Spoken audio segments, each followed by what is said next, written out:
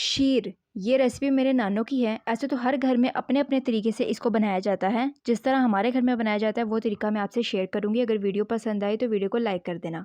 सबसे पहले fry pan में घी डालकर सारे ड्राई फ्रूट्स को रोस्ट कर लेंगे 1 से 2 मिनट के लिए और निकाल लेंगे। इसी घी में मैं आधा कप सेवियाँ ले रही हूँ बारीक वाली, इसे भी रोस्ट करके निकाल लेंगे। 1.5 लीटर दूध ले रही हूँ और इसमें मैं 3 अदद छोटी इलायची डालूँगी और इसे बॉयल करूँगी दूध को हल्की आँच पर और 10 मिनट तक पकाएँगे छोटी इलायची के साथ। और जो इसमें सीक्रेट इंग्रेडिएंट है वो चावल हैं। 2 चम्मच चावल लिए थे जिसे मैंने 2 घंटे के लिए भिगो के रख दिया है और वो मैंने पीस कर इस दूध में शामिल कर दूँगी और 10 मिनट तक हम पकाएँगे मुसलसल चम्मच चलाते हुए।